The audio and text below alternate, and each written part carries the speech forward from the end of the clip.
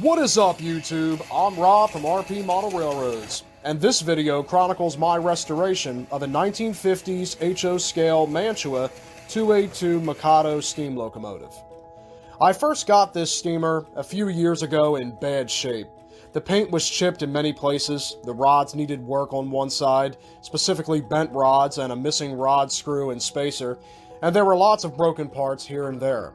But what struck me about this Mikado was how heavily customized it was. Someone a long time ago put a lot of work into this model, transforming it from a normal, plain Mantua Mikado to a heavy Mikado, sporting piping, feed water heater, and flying air pumps, as well as other small details. I determined that in the future I would completely restore this old Mantua and give it a new life. Fast forward to December 2025, I started taking apart Big Mike, keeping all screws and parts in a labeled organizer to make reassembly easy. I tried stripping the old paint off all the die-cast parts in DOT3 brake fluid like I normally do, but it barely made a dent. So I just used my Dremel and wire wheeled all the old paint off. Then I turned my attention to the boiler, to fix any loose and broken parts, including the wire piping, some of which got further disturbed from wire wheeling. Much of the wire had to be carefully straightened or bent again, depending on the case. Some had to be glued back in place, while others I soldered back to their old solder points. The cab's mounting screw hole on the boiler was broken off. I fixed that much later, once everything was painted, by putting a little super glue on the end of the screw and then screwing it into the cab like a normal Mantua. Now, the pilot had the most damage, completely missing its cowcatcher. With my smallest flathead mini screwdriver, I took out the micro screw holding the broken front/top piece onto the pilot itself. Quite an interesting little setup here.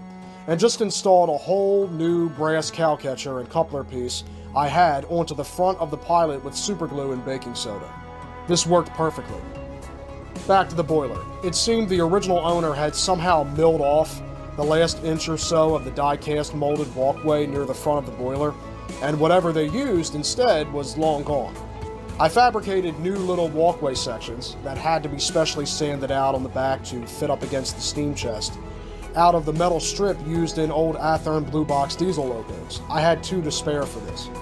My first set didn't turn out so good, but my second attempt turned out nicely, I think. These got glued to the top of the ladders on the pilot. Next, I fixed the mechanical problems.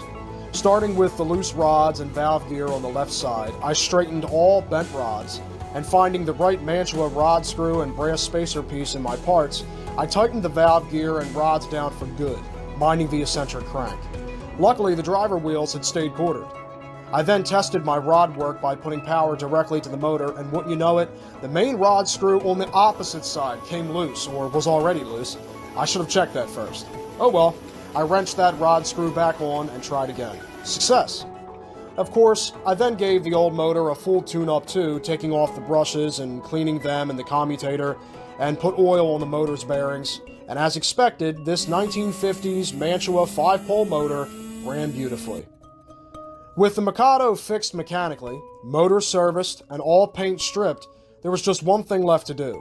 Put it back together and test it just to be sure the rods were doing their job properly, and more importantly that all my work had paid off. Here's Big Mike hooked up to an undecorated Vanderbilt tender I used for its test run.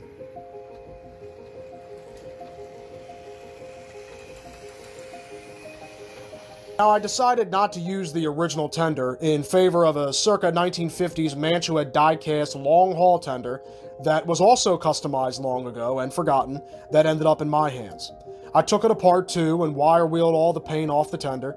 I reused the tender trucks off the original tender though, that I had already cleaned up because I took the paint off the loco parts at the same time, wire-wheeling everything, because they were Mantuas, so I decided to reuse them. Then the best part, paint. I spray painted all parts in Rust-Oleum flat black, and afterwards reassembled Big Mike, adding smaller details with paint pens and brush paint touch-up where necessary. When it came to rebuilding the tender trucks, I wire-wheeled the fresh paint off all contact surfaces for good electrical pickup, along with cleaning up the original brass wheels and metal axles. Same for the bottom of the tender, specifically where the motor wire and both tender trucks screw onto the tender. After stickering, Big Mike, Ephrata Valley RR, 282 number 110 was finally complete.